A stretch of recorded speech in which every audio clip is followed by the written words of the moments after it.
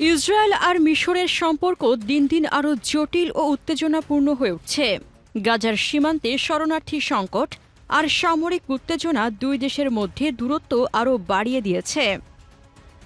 কাতারে ইসরায়েলের বিমান হামলার পর পরিস্থিতি একেবারে সংবেদনশীল রূপ নিয়েছে। মিশর স্পষ্ট জানিয়ে দিয়েছে, তাদের সীমান্তে শরণার্থীর ঢল নামলে সেটা তারা কোনোভাবেই মেনে নেবে না। এর মধ্যেই আরেকটি চাঞ্চল্যকর ঘটনা সামনে এসেছে। কায়রোতে হামাস নেতাদের টার্গেট করে হামলার ষড়যন্ত্র ফাঁস করেছে মিশরের গোয়েন্দারা। অতীতেও যুদ্ধবিরতির আলোচনার সময় একই ধরনের চেষ্টা ব্যর্থ হয়েছিল। প্রেসিডেন্ট সিসি এখন আরব দেশগুলোর জন্য ন্যাটোর মতো যৌথ প্রতিরক্ষা জোটের প্রস্তাব তুলেছেন, আর দোহায় অনুষ্ঠেয় আরব ইসলামিক সম্মেলনের আগে এ নিয়ে তীব্র কূটনৈতিক তৎপরতা চলছে। মিশর স্পষ্ট ঘোষণা দিয়েছে, তারা আর ইসরায়েলের সঙ্গে কোনো নিরাপত্তা সহযোগিতা করবে না। সিনাই উপত্যকার সামরিক তৎপরতা সম্পর্কেও তারা কোনো ব্যাখ্যা দেবে না। এমনকি হামাস নেতাদের কায়রোতে থাকার আমন্ত্রণ জানিয়েছে তাদের উপর যে কোনো ইসরায়েলি হামলার বিরুদ্ধে পূর্ণ সুরক্ষা দেওয়া হবে। কাতারে ইসরায়েল যে ভুল করেছিল, যদি সেই একই আগ্রাসন মিশরের ভেতরে ঘটায়, তাহলে তার ফলাফল ভয়াবহ হতে পারে। কারণ মিশর আর ইসরায়েল যদি সরাসরি যুদ্ধে জড়িয়ে পড়ে, তবে সেটা শুধু দুদেশের জন্য নয়, পুরো অঞ্চলের জন্য বিপর্যয় ডেকে আনবে। তাই প্রশ্ন হলো, যদি সংঘর্ষ হয়, কে এগিয়ে থাকবে আর কে পিছিয়ে পড়বে? তার আগে চলুন দেখে নেই এই দুই দেশের সামরিক শক্তির পার্থক্য। ভৌগোলিক ও ঐতিহাসিক প্রেক্ষাপটের তুলনা। মিশর আফ্রিকা ও এশিয়ার সংযোগস্থলে অবস্থিত এক বিশাল দেশ, যার আয়তন প্রায় 10 লাখ বর্গ কিলোমিটার। নীল নদের উপত্যকা, সুয়েজ খাল এবং ভূমধ্যসাগর থেকে লোহিত সাগর পর্যন্ত বিস্তৃত ভৌগোলিক অবস্থান মিশরকে শুধু মধ্যপ্রাচ্যে নয়, গোটা বিশ্বের জন্য কৌশলগতভাবে অপরিহার্য করে তুলেছে। অন্যদিকে ইসরায়েলের আয়তন মাত্র 22,000 বর্গ কিলোমিটার, বাংলাদেশের কয়েকটি জেলার সমান। ছোট হলেও এর অবস্থান অত্যন্ত সংবেদনশীল। উত্তরে লেবানন, উত্তর ও পূর্বে সিরিয়া, পূর্বে জর্ডান, দক্ষিণ পশ্চিমে মিশর আর পশ্চিমে ভূমধ্যসাগর। ধর্মীয় ও রাজনৈতিকভাবে জেরুজালেম গোটা বিশ্বের কেন্দ্রবিন্দু হলেও বাস্তবে ভূ রাজনীতিতে ইসরায়েল সবসময় শত্রু দ্বারা ঘেরা এক দ্বীপ রাষ্ট্রের মতো। ইতিহাসে মিশর হাজার বছরের ফেরাউন সভ্যতার উত্তরাধিকার বহন করে এসেছে, আর ইসরায়েল জন্ম থেকেই ঘিরে থাকা শত্রুর মাঝে টিকে থাকার জন্য নিরন্তর সংগ্রাম করে যাচ্ছে। জনসংখ্যা ও ভূপ্রকৃতির তুলনা। মিশরের জনসংখ্যা 2025 সালে প্রায় 11,80,00,000, যা শুধু আফ্রিকার নয়, আরব বিশ্বরও সবচেয়ে বড় জনসংখ্যার দেশ হিসেবে তাকে আলাদা শক্তি দিয়েছে। নীল নদের দুই তীর আর ডেল্টায় মানুষ ঘনবসতিপূর্ণভাবে বাস করে, আর এই বিপুল জনশক্তি প্রয়োজনে এক বিশাল সেনাবাহিনীতে রূপ নিতে পারে। মরুভূমি, জলাভূমি আর নীল নদের উর্বর উপত্যকা মিলে মিশরের ভূপ্রকৃতি প্রতিরক্ষার বাড়তি সুবিধা দেয়। যেখানে মরুভূমি আক্রমণকারীদের জন্য চ্যালেঞ্জ, আবার নীল নদ সরবরাহ ও প্রতিরক্ষার জন্য প্রাকৃতিক সহায়ক। অন্যদিকে ইসরায়েলের জনসংখ্যা মাত্র 97 লাখের মতো। দেশটি আকারে ছোট হলেও প্রযুক্তি ও বাধ্যতামূলক সামরিক সেবার কারণে নাগরিকদের বড় অংশ প্রশিক্ষিত, ফলে দ্রুত রিজার্ভ বাহিনী গঠন সম্ভব। তবে সত্যি কথা হলো, বিপুল জনসংখ্যার জোরে সৈন্য সরবরাহ ও যুদ্ধের দীর্ঘস্থায়ী সক্ষমতায় মিশর অনেক বেশি এগিয়ে। সামরিক শক্তির তুলনা। মিশরের নিয়মিত সেনা প্রায় 4,50,000, রিজার্ভ প্রায় 4,80,000, আর প্যারামিলিটারি বাহিনী আছে আরও প্রায় 2,80,000।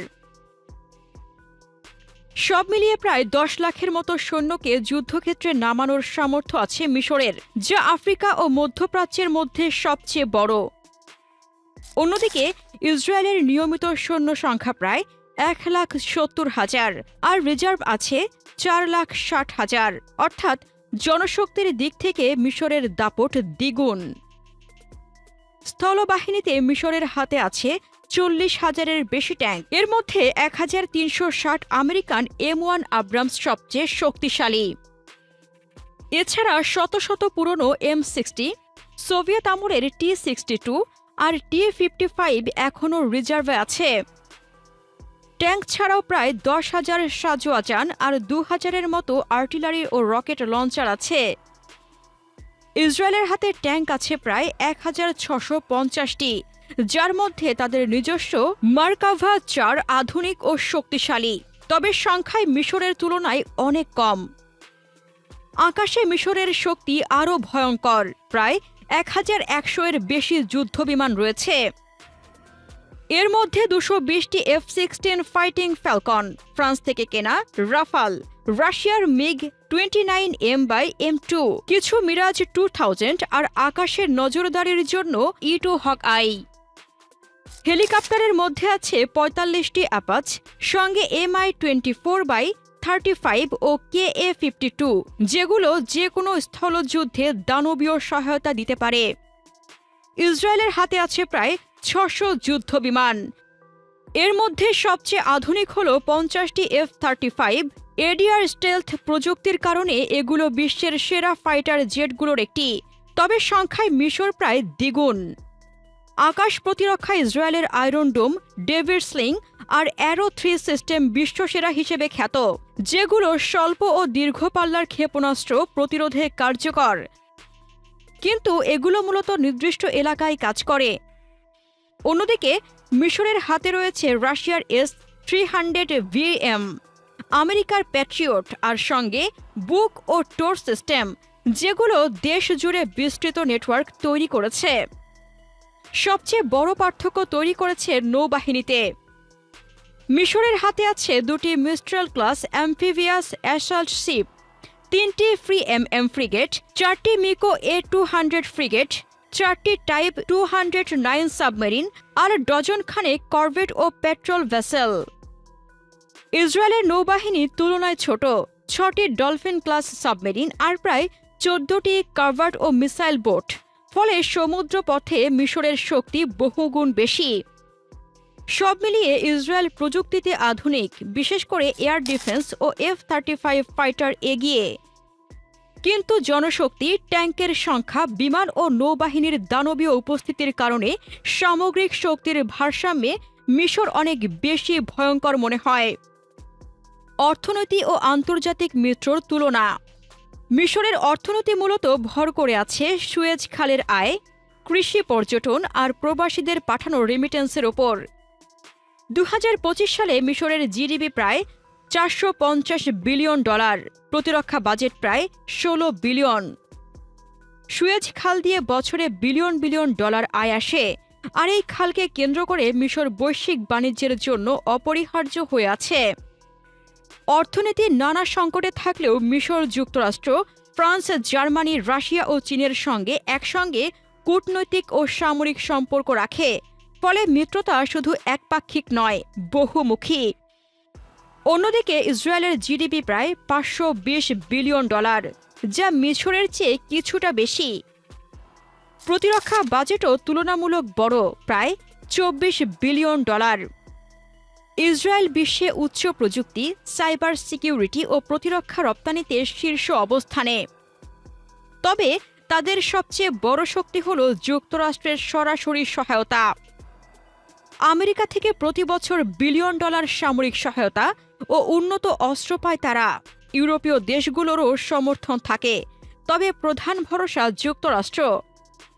অর্থনীতিতে ইসরায়েল আধুনিক প্রযুক্তি আর উচ্চ আয়ের দিক থেকে এগিয়ে, কিন্তু ভূ-রাজনৈতিক মিত্রতা ও কৌশলগত অবস্থানের কারণে মিশরের অবস্থানও কম নয়। মিশর একই সাথে পশ্চিমা ও পূর্ব দুই দিকের শক্তির সঙ্গে সম্পর্ক রেখে ভারসাম্য বজায় রাখতে চেষ্টা করে, যা তাকে আরও বিশেষ অবস্থানে নিয়ে যায়। সব মিলিয়ে দেখা যায় ইসরায়েল প্রযুক্তি, আধুনিক যুদ্ধবিমান আর আকাশ প্রতিরক্ষায় এক ধাপ এগিয়ে থাকলেও মিশরের শক্তি তার বিশাল সেনাবাহিনী, বিপুল ট্যাঙ্ক ও দানবীয় নৌবাহিনীতে। সুয়েজ খালের মতো কৌশলগত সম্পদ আর 10 কোটির বেশি মানুষের জনশক্তি মিশরকে আঞ্চলিক শক্তি হিসেবে অপরাজেয় অবস্থানে নিয়ে এসেছে। অন্যদিকে ছোট আকারে ঘিরে থাকা শত্রুর মাঝে টিকে থাকার সংগ্রামে ইসরায়েলকে প্রতিনিয়ত যুদ্ধের প্রস্তুতি নিয়ে বাঁচতে হয়। তাই বাস্তবতা হলো, সংঘাত হলে দুপক্ষেরই ভয়াবহ ক্ষয়ক্ষতি হবে, কিন্তু সংখ্যার বিচারে দানবীয় শক্তি নিয়ে মিশরই বেশি সময় ধরে টিকে থাকার ক্ষমতা রাখে। প্রিয় দর্শক, ইতিহাস আমাদের শেখায় সংখ্যা ও অবস্থান অনেক সময় প্রযুক্তির জোরকে ছাপিয়ে যায়। এখন প্রশ্ন হলো, ভবিষ্যতের যুদ্ধে কোন দিকটা প্রমাণিত হবে, সংখ্যা নাকি প্রযুক্তি? আপনার মতামত কমেন্টে জানান। মধ্যপ্রাচ্যের দেশগুলোর সর্বশেষ আপডেট নিউজ জানতে আমাদের চ্যানেলটির ভিডিও ট্যাব থেকে ঘুরে আসুন। এই ভিডিওটি ভালো লাগলে লাইক বাটনে ক্লিক করুন। ভিডিওটি আপনার বন্ধুদের সাথে শেয়ার করে তাদেরকেও ভিডিওটি দেখার সুযোগ করে দিন। ধন্যবাদ।